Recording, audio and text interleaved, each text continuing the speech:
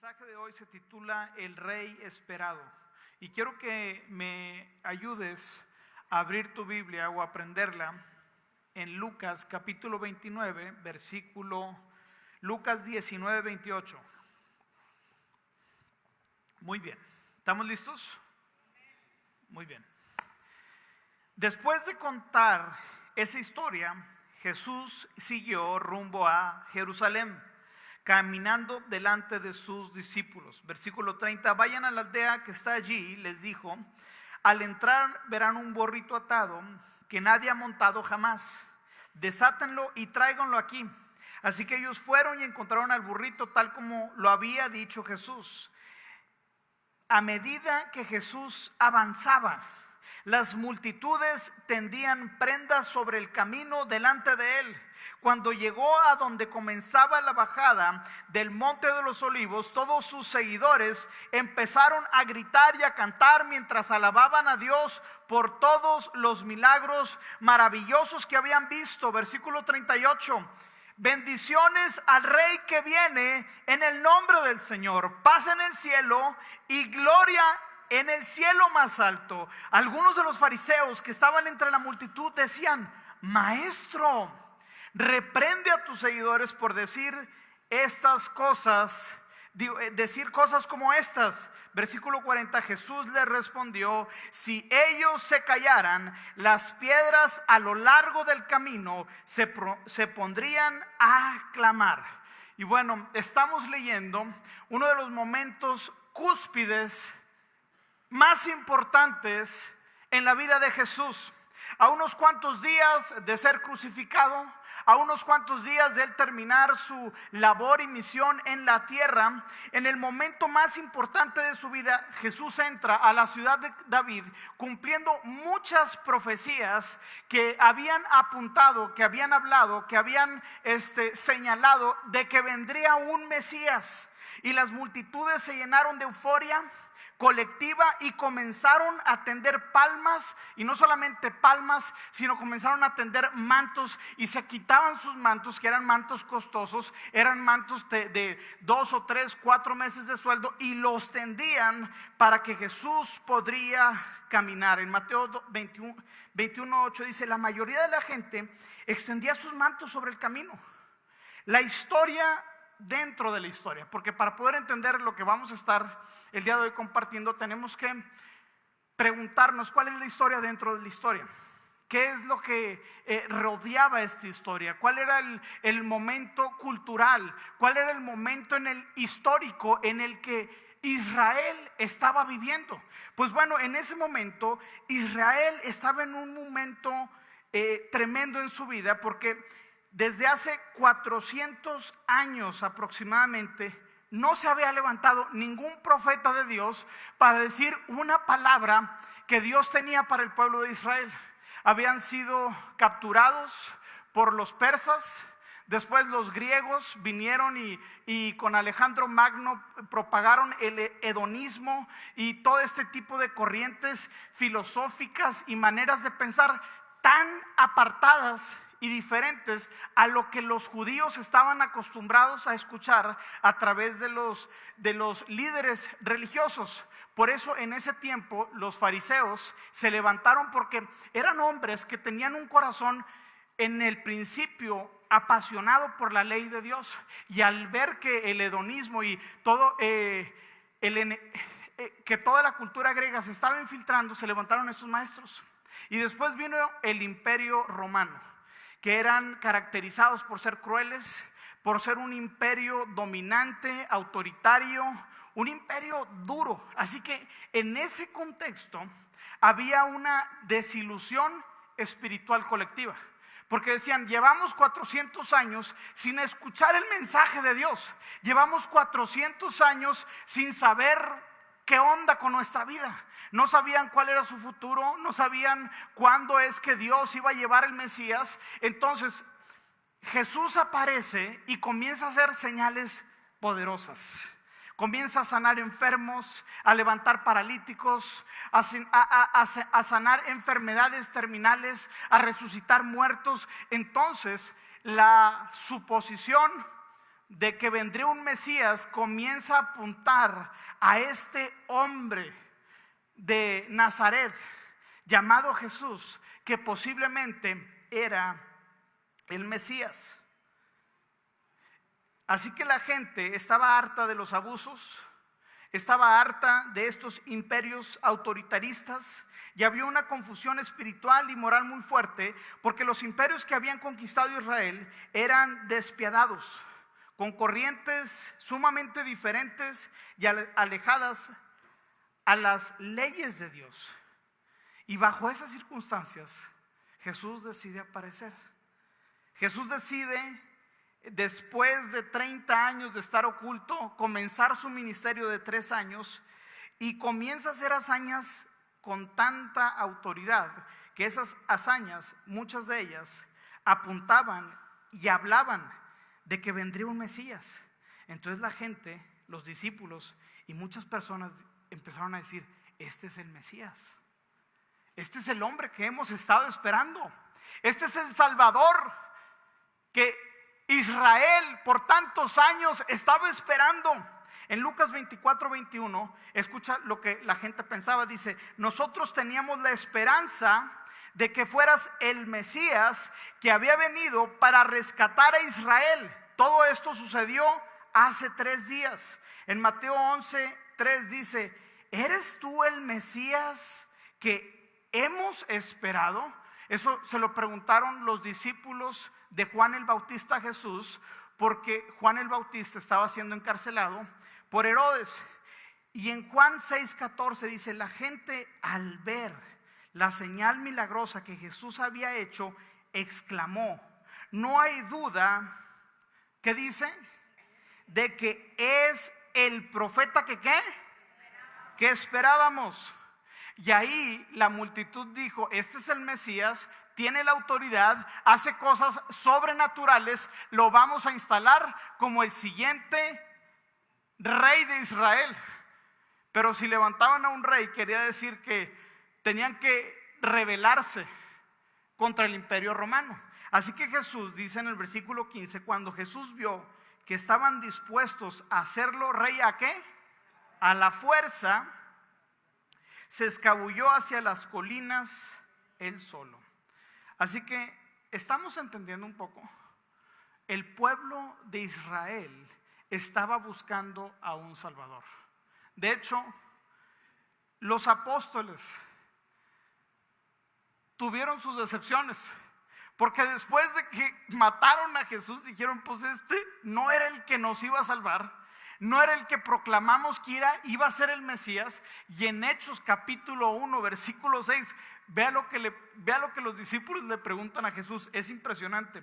Así que mientras los apóstoles estaban con Jesús, habiendo ya muerto, resucitado y a punto de ascender, le preguntaron con insistencia: Señor, léalo conmigo, ¿ha llegado ya el tiempo de que liberes a Israel y restaures ¿qué?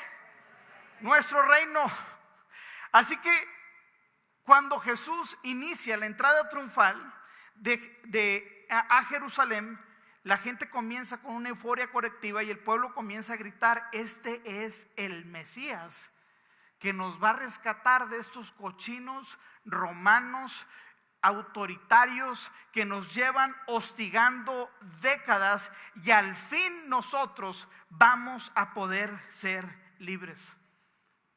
Mateo 21:8 dice: de la multitud presente, la mayoría tendió sus prendas sobre el camino delante de él, y otros cortaron las ramas de los árboles y las extendieron sobre el camino. Jesús estaba en el centro de la procesión y toda la gente que lo rodeaba gritaba: alaben a Dios por el Hijo de David, bendiciones al que viene en el nombre del Señor, alaben a Dios en el cielo más alto. Ese es el momento donde Jesús se detiene, y la Biblia en Lucas capítulo 19 nos dice que Jesús llora y se lamenta.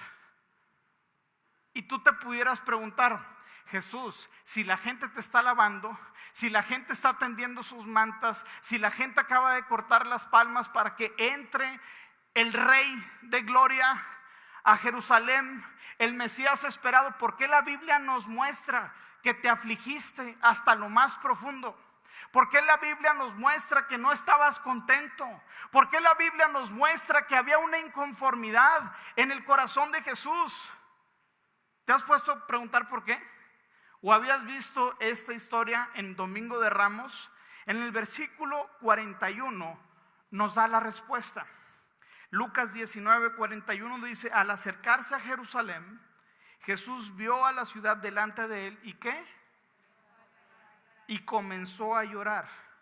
Ahora, la palabra llorar en el griego que está escrito es un profundo lamento. No fue de que ay, se me salió una lágrima, estoy muy emotivo, pásenme un pañuelo. No, lloró así, una tristeza cuando lloras y sollozas.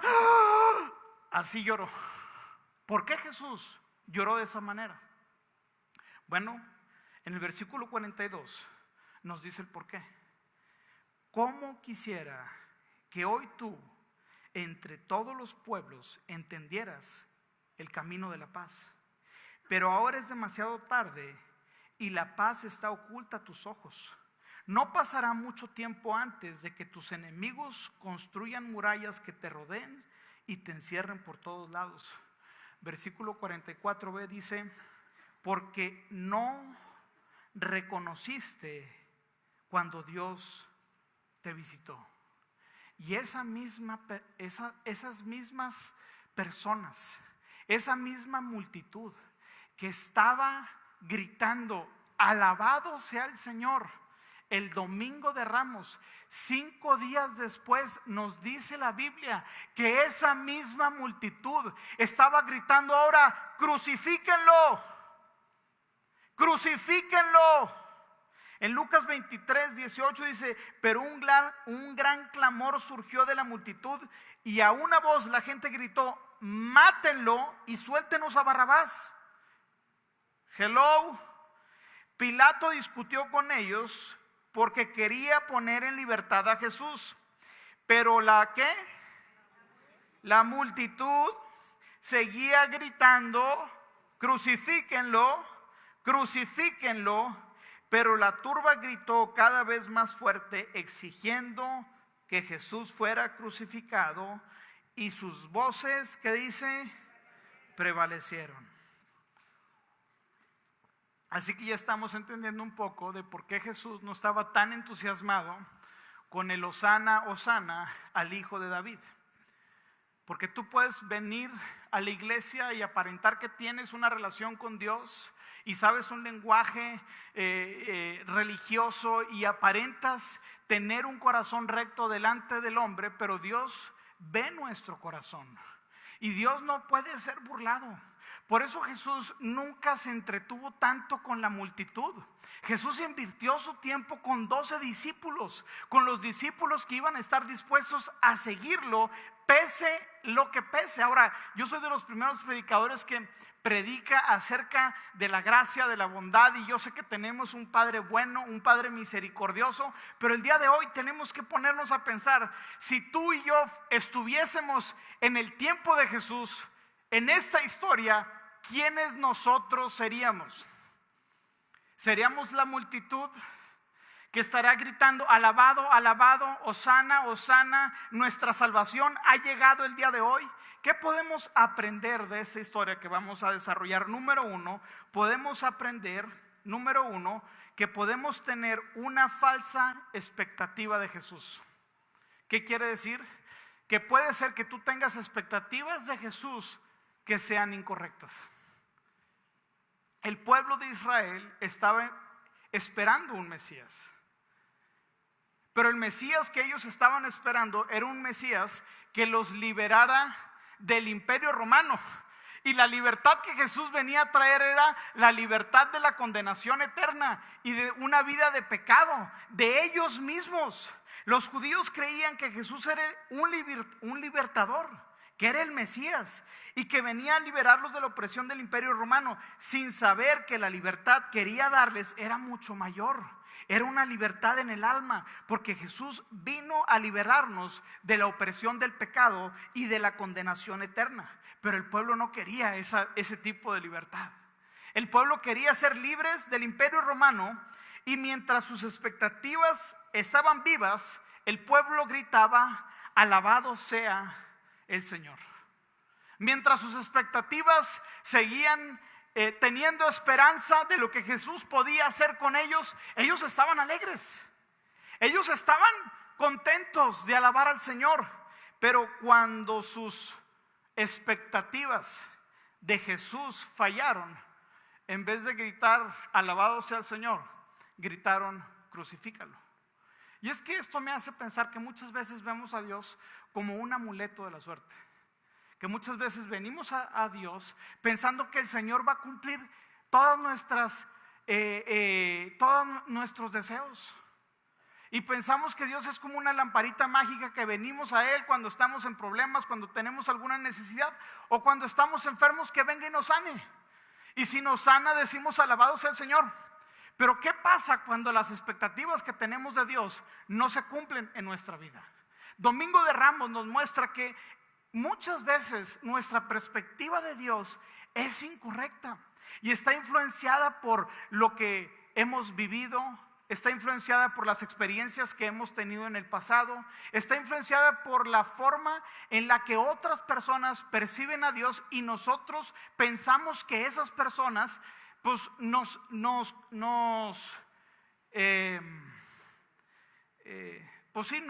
forman nuestros pensamientos, las expectativas de otras personas. Así que, ¿qué significa Hosana? ¿Qué es lo que estaba gritando el pueblo de Israel? Estaba gritando Hosana, que viene del hebreo Hosiana, que es sálvanos ahora.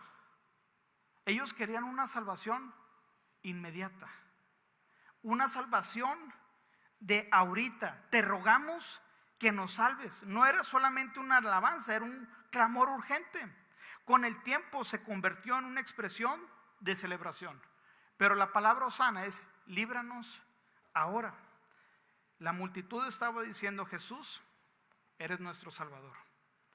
Ahora, nosotros no queremos a ese Dios. Si te pones a pensar, muchas veces así es nuestra actitud, como el de la multitud. Queremos que el Señor nos salve de las deudas. Queremos que el Señor nos salve de los problemas que tenemos en la casa. Queremos que el Señor nos salve de las enfermedades, que nos salve de la 4T y de que tantas cosas nos puede salvar el Señor. Pues de muchas cosas. Queremos que nos salve de nosotros mismos, queremos que nos salve, pero escúchame bien, pero no queremos que nos salve de nosotros mismos, porque muchas veces nosotros queremos ser el Dios de nuestra vida. Queremos ser el Jesús que entra con una progresión a nuestro destino y pensamos que Dios es una herramienta para que nosotros cumplamos nuestra voluntad. Pero Jesús dijo: si alguno quiere ser mi discípulo, tiene que, número uno, negarse a sí mismo, arrepentirse y seguirme. Y esa parte es donde nosotros no estamos dispuestos a cederla. ¿Por qué? Porque hay una falta de confianza y hay una falta de conexión de saber cómo es Dios. Si tú y yo conociéramos quién es Dios, si tú y yo conociéramos y dependiéramos de quién es Dios y lo que Él tiene para nosotros, no dudaríamos ni un segundo en renunciar a nuestra egoísta manera de vivir. Pero por cierta manera pensamos que nosotros podemos vivir una mejor vida sin Dios. Y por eso decidimos no confiar cuando el Señor nos llama a confiar. Y como ellos no fueron salvos, como ellos vieron que Jesucristo no era el Mesías esperado en su mente, les bastó 5 días para decir: este es un charlatán, este no es el Mesías que esperábamos. Y para eso tenemos que cuidar mucho las expectativas que nosotros tenemos de Dios. Porque muchas veces tenemos expectativas incorrectas y las expectativas que nos formemos de Dios pueden dañar nuestra vida y nuestra percepción de ver a Dios, y eso es muy, muy difícil de poderse reparar. Por eso hay gente que está enojada con la iglesia, está enojada con su padre, está enojada consigo mismo, está enojada con su pasado. ¿Por qué?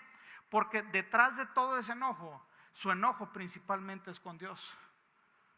Porque puedes decir, tal vez Dios no estuvo conmigo cuando más lo necesitaba. Pues es que Dios no estuvo cuando mis padres se separaron. Pues es que Dios permitió que esto sucediera en mi vida, y pues bueno, entonces eso crea una herida en tu corazón. Y aunque puedes estar físicamente en la iglesia, aunque puede ser que lleves años en la iglesia sirviéndolo, amándolo, puede ser que tu corazón y tu perspectiva de Dios sea incorrecta. Por eso tenemos que preguntarnos el día de hoy. El día de hoy, el domingo de Ramos, es un domingo en donde tú y yo tenemos que preguntarnos cómo estamos percibiendo a Dios. La segunda cosa que podemos aprender del domingo de Ramos es: podemos creer que estamos cerca, pero que nuestro corazón está distante. Puedes estar cerca, pero con un corazón distante.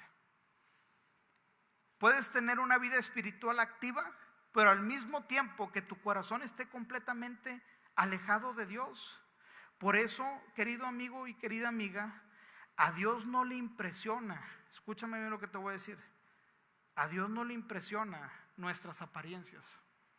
Tú puedes el día de hoy estar levantando las manos y saliendo de aquí estar maldiciendo y estar completamente viviendo una vida separada y alejada de los principios de Dios. Porque venir a la iglesia no te hace salvo. Venir a la iglesia no te hace estar segura de que tú tienes una relación con Dios. Por eso Dios no se fija en las apariencias. Y lo que Dios quiere no es que nosotros cambiemos ciertas conductas que se pueden ver. No, David entendió esto muy bien, y en Salmo 51 versículo 16 dice: tú no deseas sacrificios, de lo contrario te ofrecería uno. Tampoco quieres una ofrenda quemada. El sacrificio que sí deseas es un espíritu quebrantado. Tú no rechazas un corazón arrepentido, y dice, y quebrantado, oh Dios. Así que Dios no se impresiona con que nosotros vengamos a la iglesia y levantemos nuestras manos si nuestro corazón no está rendido a Él. Y Dios quiere que tu corazón esté rendido a Él. Y los planes que Dios tiene son tan grandes y tan bellos y tan increíbles que tú y yo no lo podemos entender. Entonces, yo nunca había predicado en el Domingo de Ramos algo así, pero el Domingo de Ramos, podemos celebrar el Domingo de Ramos y está chido y toda la onda, pero nos tenemos que hacer la pregunta: ¿nuestros corazones están rendidos a Dios? Y por eso ahora entiendo el pasaje donde dice en Mateo 7:22: el día del juicio muchos dirán, Señor, Señor, profetizamos en tu nombre, expulsamos demonios en tu nombre e hicimos muchos milagros en tu nombre. Pero yo les responderé, nunca los conocí, aléjense de mí, ustedes que violan las leyes de Dios. Podemos rendir nuestras palmas, podemos rendir nuestros mantos, podemos servir en la iglesia, podemos aparentar y tener un pececito en nuestro carro que diga que somos cristianos, podemos tener Filipenses 4:3 en nuestro Instagram y decir todo lo puedo en Cristo que me fortalece. Pero la pregunta que nos tenemos que hacer es: ¿nuestro corazón está rendido a Dios? ¿O venimos solamente a la iglesia por algo de Dios?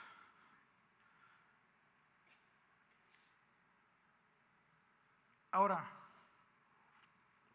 este mensaje a mí me confronta y me hace preguntar: Señor, ¿mi corazón está rendido a lo que tú quieres para mí? ¿Mi corazón y mi vida se alinea a los principios y a la vida que tú tienes para mí? Y esa pregunta cada quien se la tiene que hacer. tú te la tienes que responder. Yo sé que hay áreas en mi vida donde no se las he rendido al Señor. Y este tipo de mensajes me hace a mí humillarme delante de Dios y pedir perdón y arrepentirme y decirle al Señor: perdóname por las áreas en mi vida donde no te he rendido. Porque ¿sabes qué? La Biblia dice que Dios humilla al que se exalta, pero exalta al que se humilla.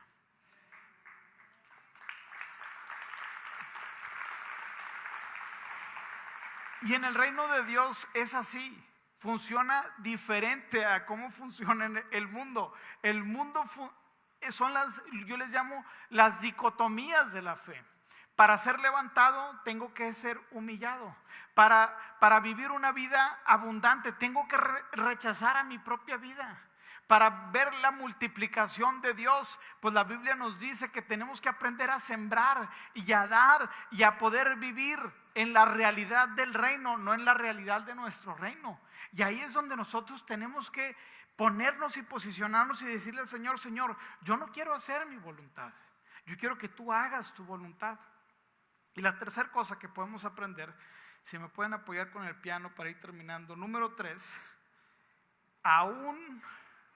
aunque Jesús, escúchame bien lo que te voy a decir, Jesús vio a la multitud que estaban fritangas, vio a los discípulos y él sabía, porque habían profecías que decían que herirán al pastor y las ovejas se dispersarán. Entonces Jesús sabía que sus mejores amigos lo iban a dejar en los días más importantes de su vida. Sabía que el pueblo de Israel no lo estaba esperando a él. Lo aclamaban, lo alababan, pero no querían a él. Querían lo que él les podía dar. ¿Estamos de acuerdo? Y muchas veces así nosotros estamos. No te quiero a ti, Jesús. Quiero tus bendiciones. Quiero tu favor. Quiero tu gracia. Pero estar contigo no me llama tanto la atención. Me llama más la atención otras cosas, como que mi negocio crezca, como que tener un nombre y ser reconocido y pensar que eso nos va a dar la felicidad. Eso no nos va a dar la felicidad. Sabes, yo tengo el privilegio de representar a mucha gente importante y tengo la oportunidad de pastorear a muchas personas que son influencers en todo México, y me doy cuenta de algo: la fama, la riqueza y el dinero no hacen feliz a las personas. No los hacen feliz. No los hacen inclusive más importantes. Muchas veces tienen el efecto opuesto. Son personas más inseguras en ocasiones, porque viven a la expensa de lo que las demás personas piensan de ellos. Así que ni la fama, ni el dinero, ni la riqueza, ni los bienes materiales puede darnos la vida que Jesús viene a ofrecernos. La paz que sobrepasa todo entendimiento, solamente Jesús te la puede dar. Y ese camino es increíble, pero tenemos que decirlo: ese camino tiene que haber renuncia. Renuncia a nuestro propio yo, para decirle al Señor: Señor, yo no quiero que se haga mi voluntad, quiero que se haga la tuya. Y Jesús, la tercera cosa que yo veo en esta historia, en el Domingo de Ramos, es que aún que el Señor nos conoce, el amor de Dios no cambia. Aunque Dios nos conoce, aunque somos imperfectos, aunque buscamos lo propio, aunque cuando queremos y pensamos que estamos buscando a Él para adorarlo, lo estamos buscando para nuestro propio beneficio, y aún así Dios sabe nuestras intenciones, aún así Dios no cambia su amor por ti. Dios no cambia, escúchame bien, su amor por ti. Porque ahí Jesús se pudo haber detenido y yo sé que ustedes quieren un libertador del reino de Roma. Quieren que derroque al imperio y a los gobernantes que el César puso sobre ustedes. Y les pudo haber dicho: ustedes son una bola de fariseos, de personas que solamente me quieren por intereses personales. Pero no vemos que hace eso,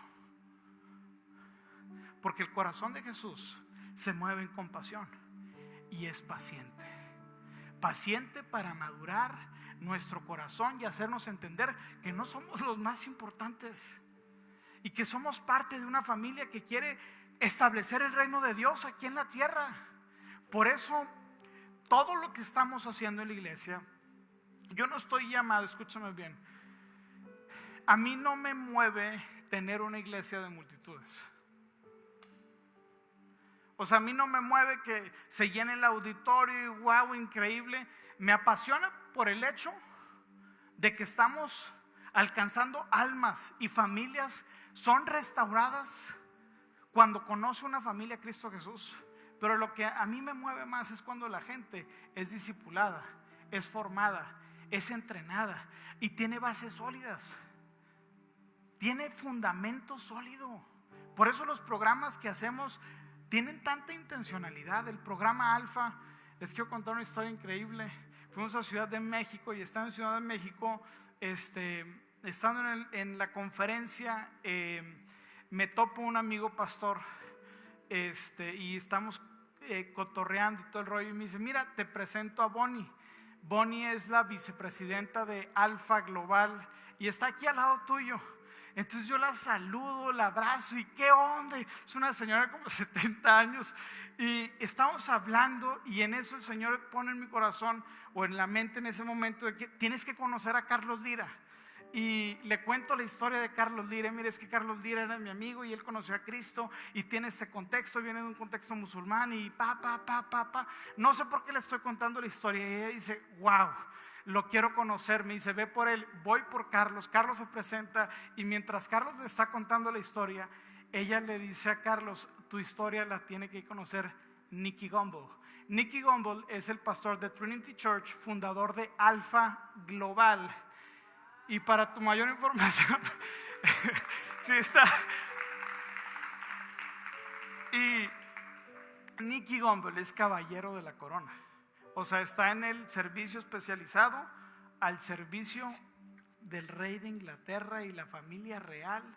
Y al siguiente día estábamos platicando con Nicky Gumbel y ahí Carlos le estaba contando la historia, y de hecho lo invitaron a él y a nosotros a ir a Londres a la conferencia de Alfa.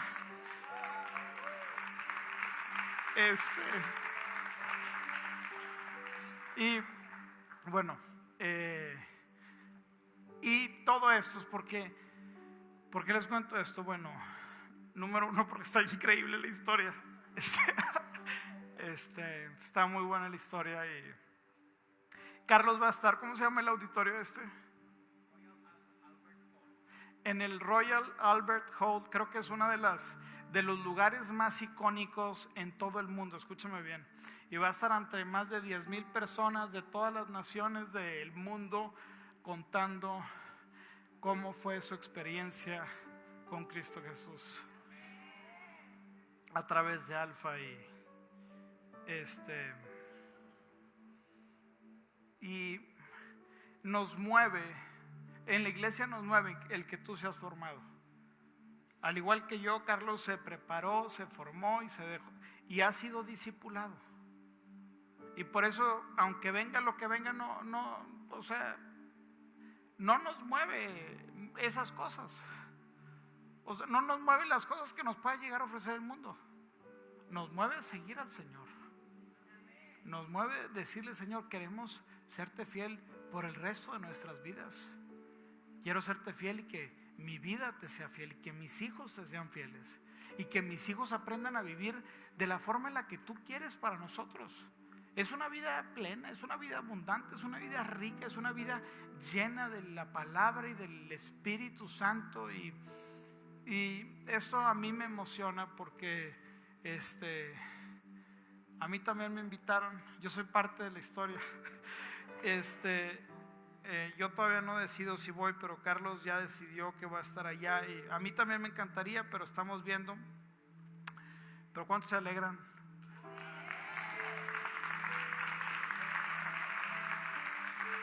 Fue increíble.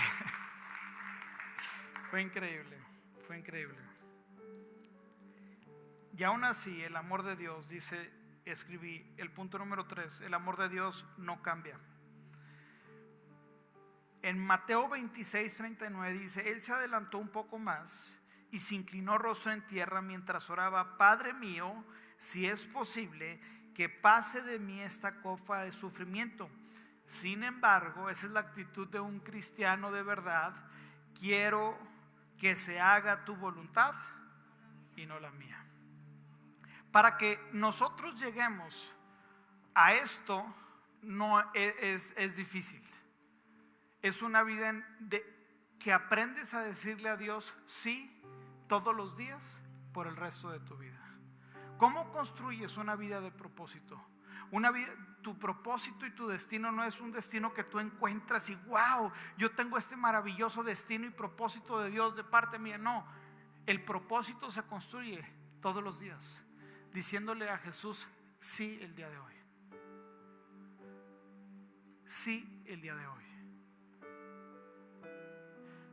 Este domingo de Ramos nos pega, porque tal vez nada más le hemos dicho sí al Señor cuando me conviene, sí al Señor cuando necesito algo.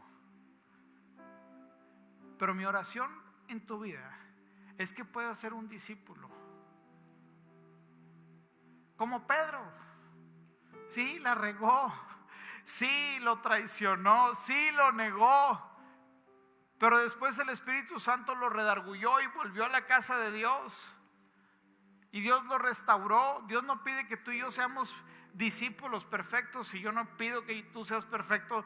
Yo no soy perfecto y tengo tantas fallas y tantas cosas que yo le digo al Señor: Señor, desarrolle en mí un carácter que quiera volver a mi primer amor todos los días. Todos los días. Todos los días.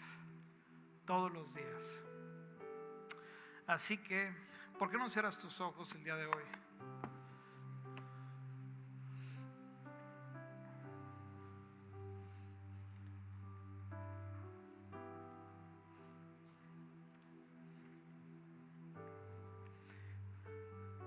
Espíritu Santo, yo te pido que vengas sobre esta iglesia y pongas el querer como el hacer para hacer tu voluntad. Pongas en esta iglesia el deseo de ser discipulada, de ser formada, de ser entrenada, Señor, para hacer los grandes planes que tú tienes para nosotros. Dile al Señor: quítame toda expectativa incorrecta de quién eres tú y dame una revelación fresca de quién tú eres. Dile al Señor: dame una revelación fresca. Quita toda expectativa. Señor, el día de hoy ven y reemplaza en el nombre poderoso de Cristo Jesús las mentiras que el enemigo me ha hecho pensar y creer acerca de ti, acerca de mí mismo, acerca de la iglesia. Y haz que mi corazón pueda producir un fruto que te agrade, Señor, en el nombre poderoso de Cristo Jesús. Amén y amén. Dale un fuerte aplauso al Señor. Puedes ponerte de pie